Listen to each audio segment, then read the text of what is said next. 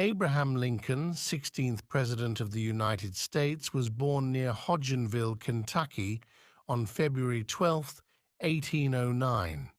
His family moved to Indiana when he was 7, and he grew up on the edge of the frontier. He had very little formal education, but read voraciously when not working on his father's farm. A childhood friend later recalled Lincoln's manic intellect and the sight of him red-eyed and tousle-haired as he pored over books late into the night. In 1828, at the age of 19, he accompanied a produce-laden flatboat down the Mississippi River to New Orleans, Louisiana, his first visit to a large city, and then walked back home. 2 years later, trying to avoid health and finance troubles, Lincoln's father the family moved to Illinois.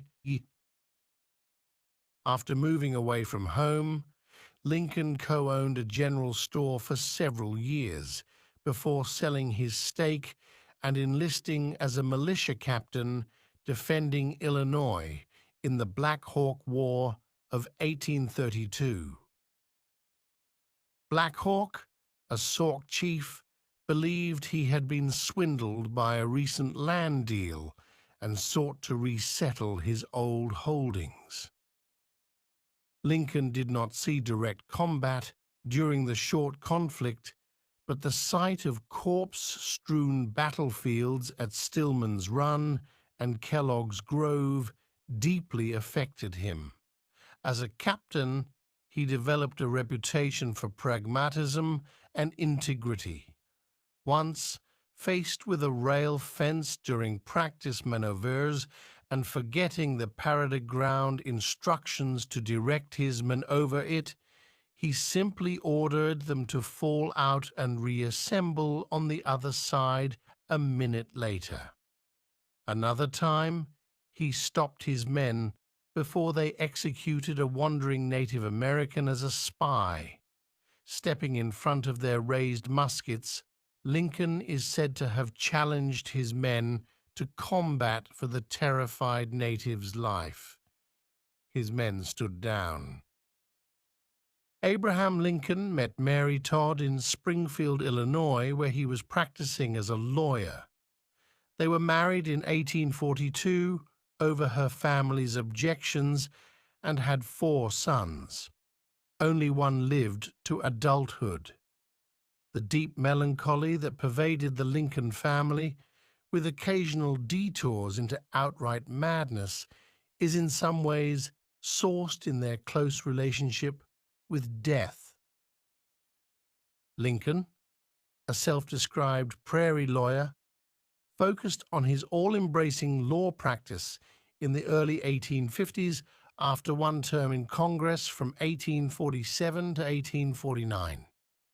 He joined the new Republican Party and the ongoing argument over sectionalism in 1856.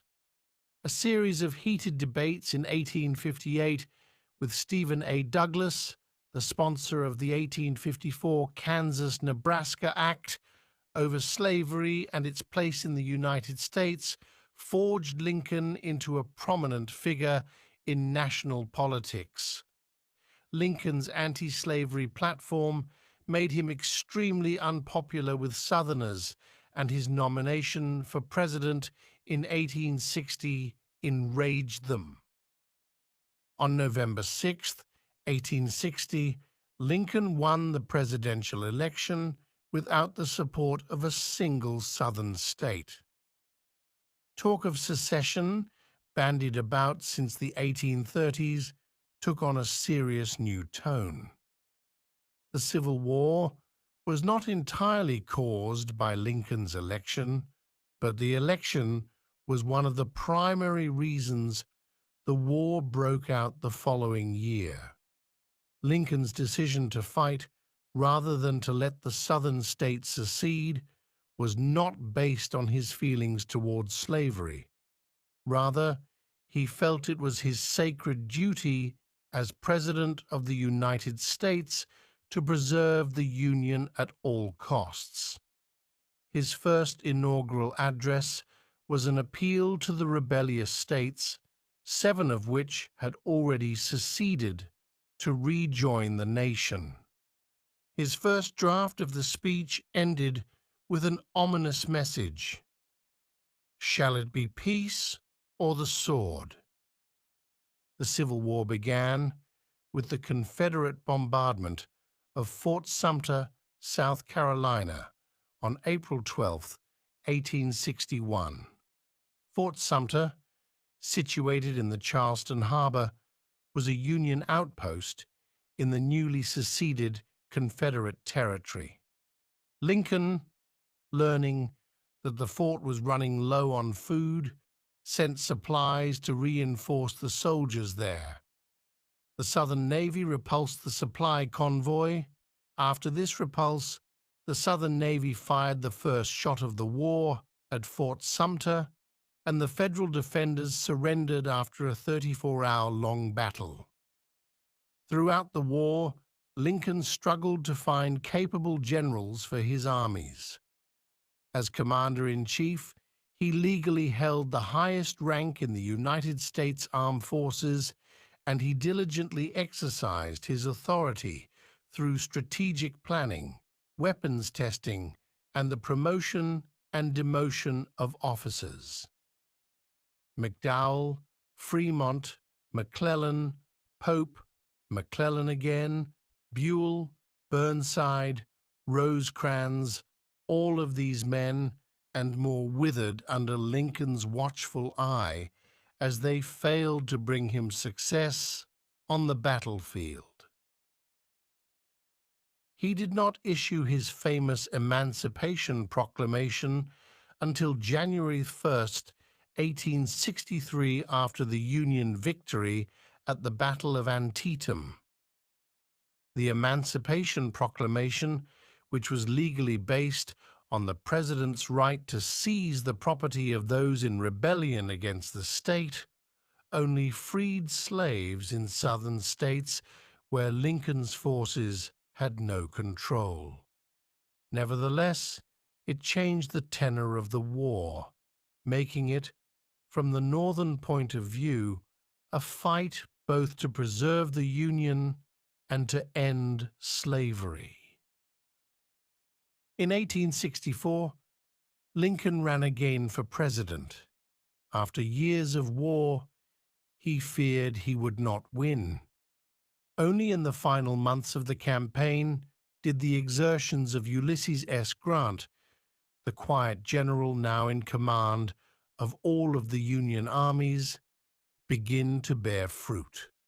A string of heartening victories buoyed Lincoln's ticket and contributed significantly to his re-election. In his second inauguration speech, March 4, 1865, he set the tone he intended to take when the war finally ended. His one goal, he said, was lasting peace among ourselves. He called for malice towards none and charity for all. The war ended only a month later. The Lincoln administration did more than just manage the Civil War, although its reverberations could still be felt in a number of policies. The Revenue Act of 1862 established the United States' first income tax, largely to pay the costs of total war. The Morrill Act of 1862 established the basis of the state university system in this country, while the Homestead Act, also passed in 1862, encouraged settlement of the West by offering 160 acres of free land to settlers. Lincoln also created the Department of Agriculture and formally instituted the Thanksgiving holiday. Internationally, he navigated the Trent Affair, a diplomatic crisis regarding the seizure of a British ship carrying Confederate envoys, in such a way as to quell the saber-rattling overtures coming from Britain as well as the United States. In another spillover from the war, Lincoln restricted the civil liberties of due process and freedom of the press. On April 14, 1865, while attending a play at Ford's Theatre in Washington, D.C., Abraham Lincoln was shot by Confederate sympathizer John Wilkes Booth. The assassination was part of a larger plot to eliminate the Northern government that also left Secretary of State William Seward grievously injured. Lincoln died the following day, and with him the hope of reconstructing the nation without